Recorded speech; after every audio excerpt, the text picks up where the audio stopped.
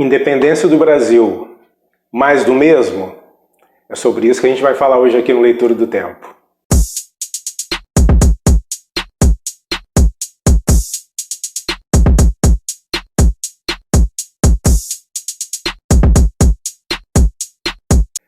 E aí pessoal, bem-vindos mais uma vez, legal ter vocês aqui de volta.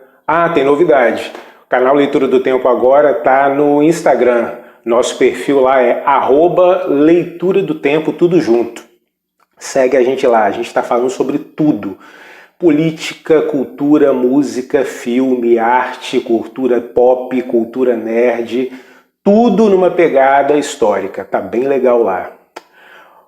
Bom, eu ouvi alguém falando antes do Réveillon o seguinte, de vez em quando a família portuguesa dava uma fugidinha aqui para o Brasil, fugindo de alguma guerra que tivesse ali. Eu falei, opa, dava uma fugidinha não.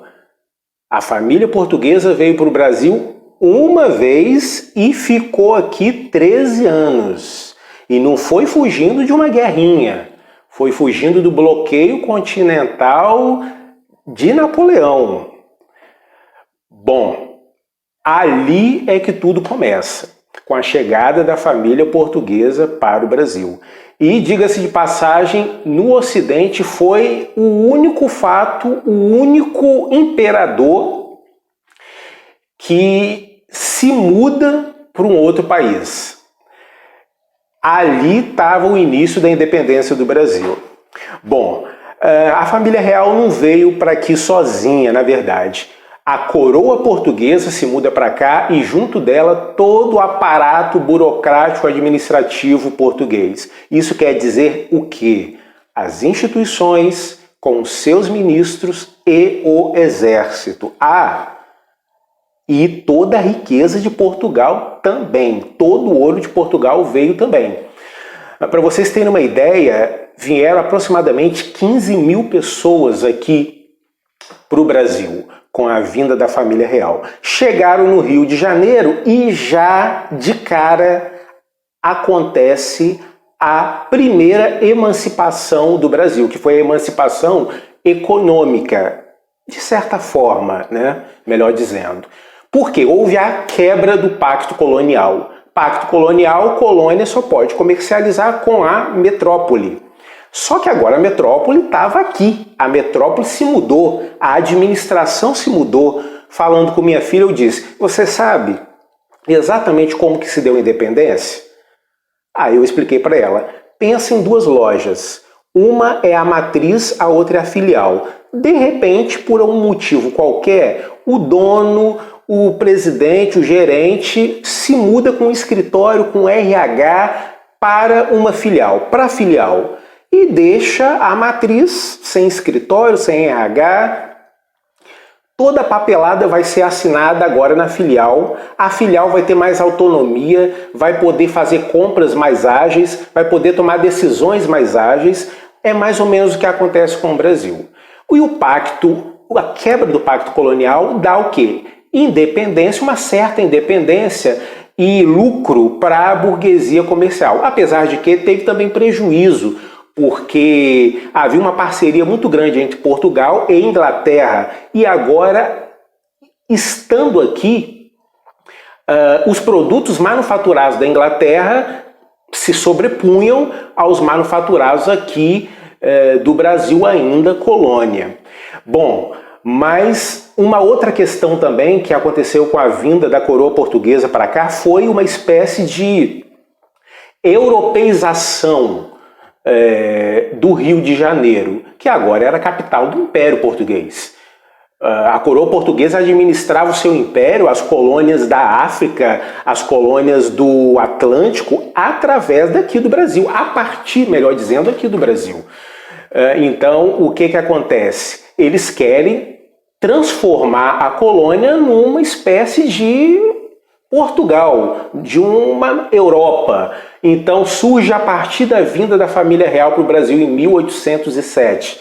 Banco do Brasil, Jardim Botânico no Rio de Janeiro, Biblioteca Nacional, Museu Nacional, Teatro Nacional de Belas Artes, as primeiras faculdades de medicina.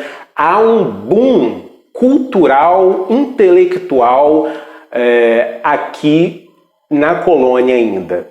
Bom, eu quero que vocês percebam, antes de eu começar a falar de algumas datas e de alguns fatos, que a independência do Brasil ela não se dá aquela independência que a gente pensa de forma traumática, de forma com uma ruptura, com a quebra, uma cisão muito forte. A verdade é que eu nem gosto dessa palavra independência, eu prefiro falar em emancipação política. A emancipação política do Brasil ela se dá de forma gradual e também negociada. Foi uma emancipação negociada. Bom, em 1815 o Brasil deixa de ser colônia e passa a ser Reino Unido de Portugal e Algarves. Opa! Já não é mais uma colônia, mas ainda também não é um império, mas é Reino Unido de Portugal e Algarves. Já estava ali o processo. É isso que eu quero que vocês percebam, que a independência do Brasil, a emancipação política do Brasil, ela se dá de forma, um processo, muito mais de forma processual do que por meio do fato em si. Perceber a emancipação política do Brasil, a independência, como vocês queiram falar, é perceber esses fatos que antecederam a vinda da família real para o Brasil, a quebra do pacto colonial, as reformas que começam a surgir aqui no Brasil. Em 1820 começa um movimento em Portugal que foi a Revolução Liberal do Porto. A burguesia, a elite burguesa lusa, pedia a volta da coroa portuguesa, da família real, e pedia também que rebaixasse o Brasil novamente à categoria de colônia, para que eles pudessem continuar tendo ali um monopólio da colônia e a volta do pacto colonial. E, por outro lado, a burguesia, a elite burguesa, política, agrária, comercial aqui também do Brasil, não queria voltar a ter o status de uma colônia, porque experimentaram o gostinho de terem uma emancipação econômica e política. Em 1820, a família portuguesa volta para Portugal. Em 1821, Pedro de Alcântara e Bragança é erguido, levantado a D. Pedro I. Em 1822, ele é D. Pedro I, imperador não mais do Reino Unido de Portugal e Algarve, mas agora do Império do Brasil. O Brasil se torna império. Ora, aí a história fala sobre o dia do fico, né? Se é pelo bem de todos e felicidade geral da nação, diga ao povo que fico. Na verdade, Dom João, quem fala isso foi D. Pedro, mas Dom João é considerado um rei bonachão, um rei medroso, mas na verdade ele era extremamente articulador. Ele sabia que ele precisava deixar o seu filho aqui, porque voltar para lá seria entregar o Brasil nas mãos de oportunistas, franceses, holandeses, que sempre estiveram de olho aqui. Então ele volta para Portugal, mas deixa o seu braço aqui, um tentáculo aqui na figura do seu filho. Bom, essa foi a emancipação política do Brasil, a chamada independência do Brasil. Ou seja, o dono, ele deixa o seu filho administrando o negócio.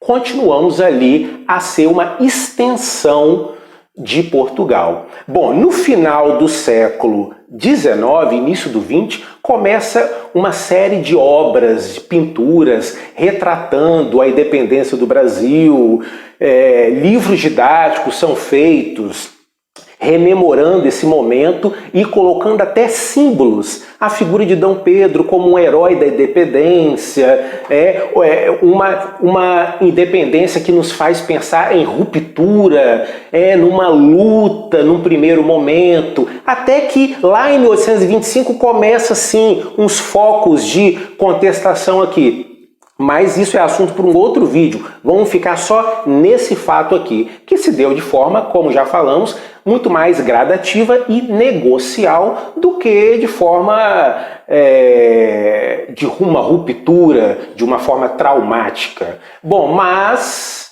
para se construir uma nação, é preciso construir antes um sentimento de nacionalismo nas pessoas. E nada melhor do que símbolos e heróis para fazer isso. Mas isso também é assunto para um outro vídeo aqui no canal. Valeu, pessoal. Até a próxima. Valeu!